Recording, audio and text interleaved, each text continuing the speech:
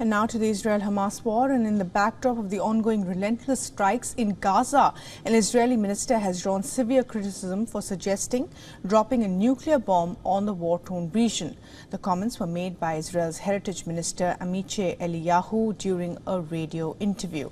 Following his controversial comments, the Prime Minister Netanyahu's office has issued a statement on the remarks, describing Eliyahu's remarks as quote-unquote disconnected from reality. The statement also went on to add that Israel was trying to spare non-combatants in Gaza. Following the outcry over his controversial remarks, Amihai Eliyahu later shared a post on the social media platform X that his statement about the atomic bomb was metaphorical.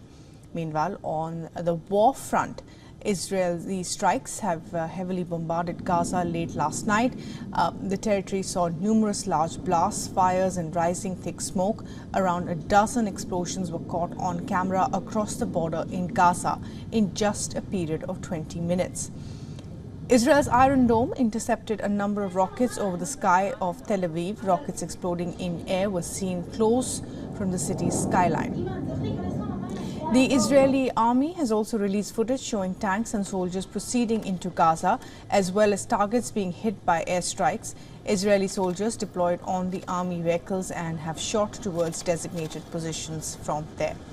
Hezbollah has also released videos of hitting Israeli outposts on the border with Lebanon. Blasts and smoke rose from sites of the Israeli forces. A communication tower in Al-Ibad and a surveillance camera on a crane were also hit by rockets. On the diplomatic front, meanwhile, Jordan's King Abdullah II and Crown Prince Hussein met with the U.S. Secretary of State Antony Blinken in Amman. Earlier, the top U.S. diplomat held discussions with the Arab states of on Israel's assault on Gaza. Foreign ministers of Jordan and Egypt stood alongside Blinken and repeatedly pushed for a cessation of hostilities. They said that the death of thousands of civilians could not be justified as self-defense. But Blinken has said a halt would allow Hamas to regroup and attack Israel once again.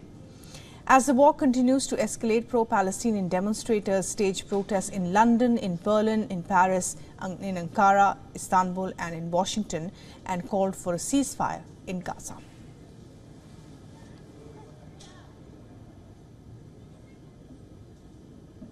Definitely, it's very detrimental. I mean, a lot of allies and friends of Israel is now becoming increasingly concerned, because I think in the beginning, after the atrocities that Hamas inflicted on Israeli civilians, the first instinct, at least in the West, was to do what we usually do: go on autopilot and pledge unconditional support, and use the common phrases of Israel's right to defend itself. But now, how Israel is responding, this is something different than we've seen, I think, in the past.